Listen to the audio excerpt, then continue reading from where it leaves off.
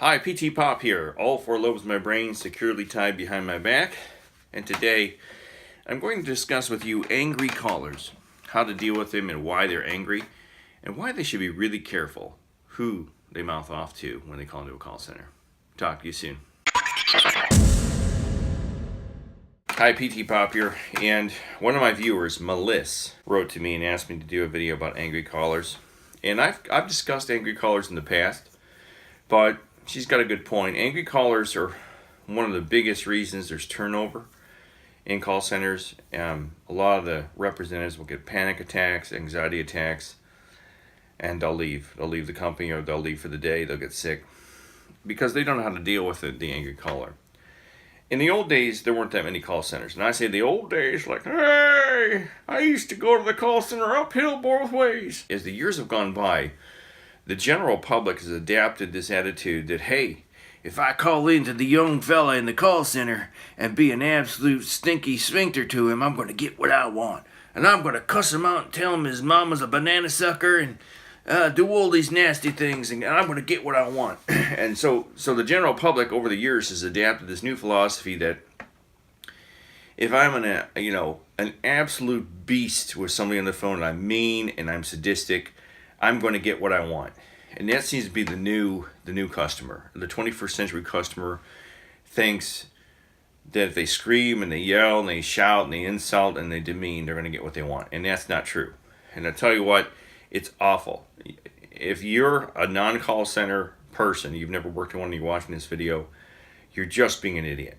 And what happens, number one, you shouldn't do this because you're creating unnecessary grief in people's lives. And most of you who talk this way, if you were to face me in person or any one of us who work in a call center, you would never talk to us like this because you don't have any guts. You have no spine.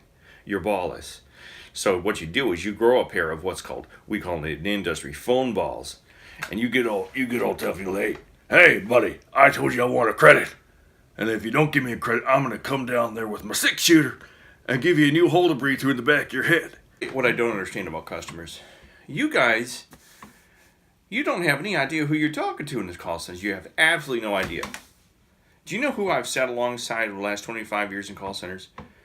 I've sat alongside single moms, a lot of single moms, whose husbands hit the road and left them with 2 or 3 kids, and they don't want to be on food stamps, and they're trying to make ends meet by working in a call center, talking to ding-dongs like you, calling in thinking you're tough.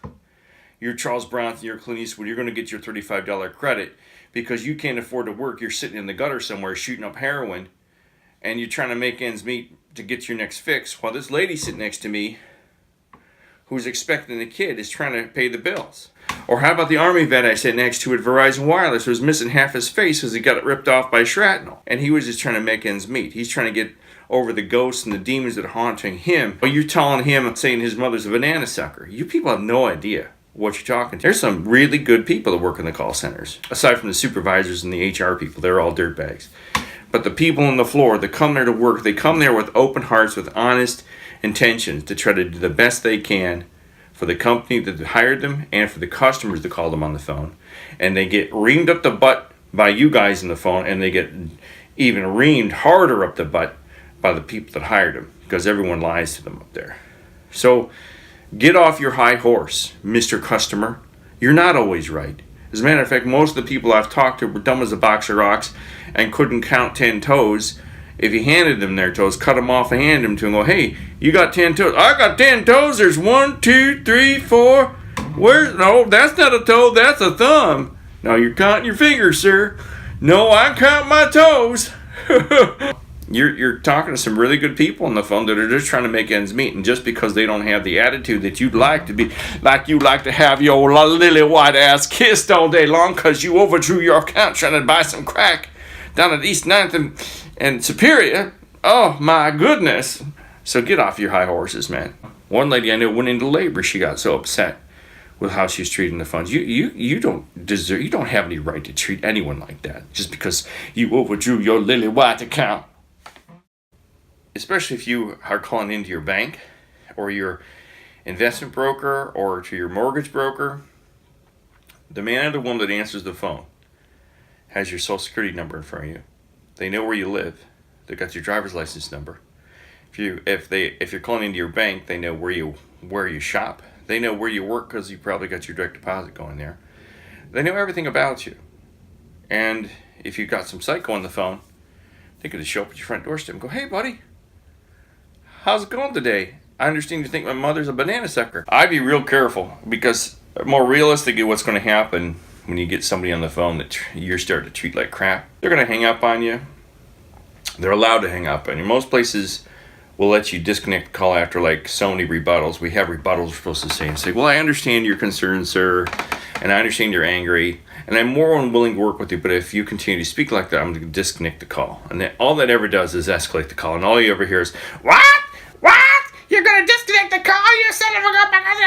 You know, it's the funniest thing. If you ever really want to get some amusement out of your, fun out of your day, just tell a customer you're going to disconnect the call, and then you'll find out what psychos they are. Another thing that's going to happen is you start screaming and yelling. You're not going to get what you want. You're going to start getting passed around the call center. You're going to ask for that person's supervisor, and they're going to pass you to their buddy next to them, and their buddy's going to go, "I'm sorry, can you hold for a moment?" Then they're going to put you on hold for 20 minutes, hoping you'll hang up. You will hang up. You'll call back in even angry. You'll get the next call center rep. It'll be noted on your account that you're belligerent, because we all keep little notes saying, "Hey, this guy's, a stanky gully.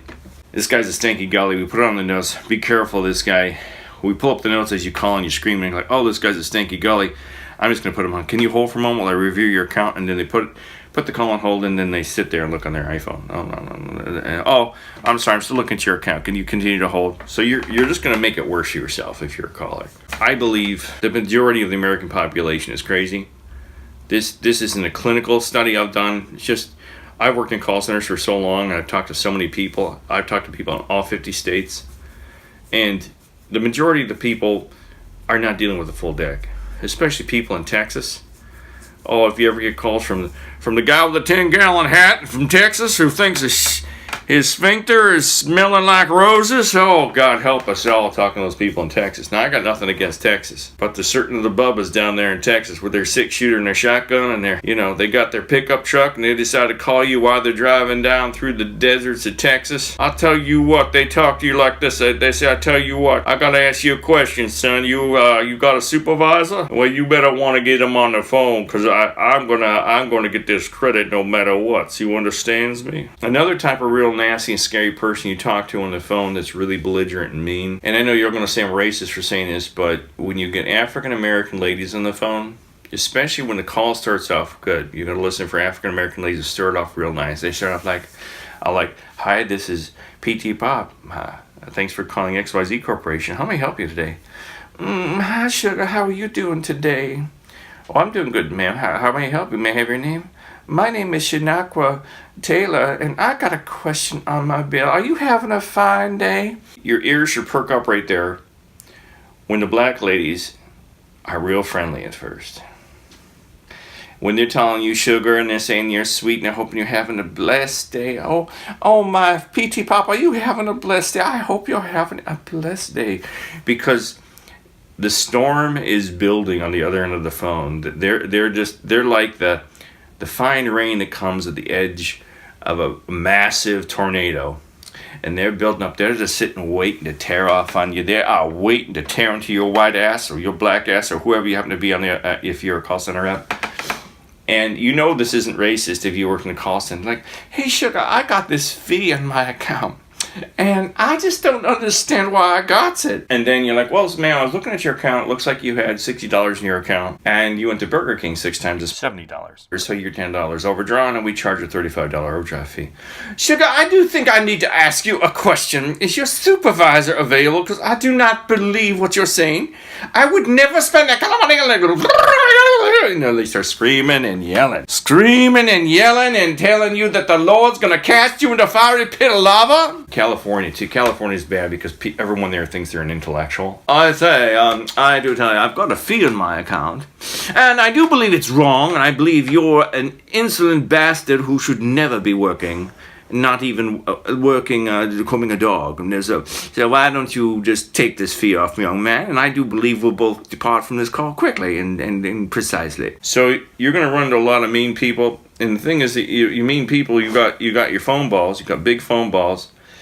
but you're not going to get what you want. I mean, if your account's wrong, your account's wrong. And what they do in banking, especially in banking, they look at your account, they look and see how much money you got in the account, how much you got invested with us. If you got a mortgage, if you got credit cards, if you got investments, if you got an IRA, and if you got enough money, they'll work with you because they see that you've made some investments in the account. They'll also look at, like, if you only got $60 to your name and you've overdrawn your account by $70 and there's no other money in the account, they're not going to give you a credit because you're not good for it. You know, you're not financially viable.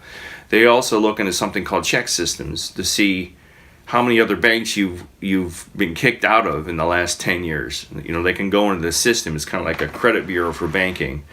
And they can see, well, you were with XYZ bank, but they closed your accounts down because you overdrew it too many times. And then, you know, and a lot of banks will only work with bad credit people. I work for a bank out west that was working with predominantly people that would always overdraw their accounts because they're making millions of dollars off of the overdraft fees. And they knew these people were dumb as a box of rocks. It's kind of like Jimmy Haslam taking advantage of his customers.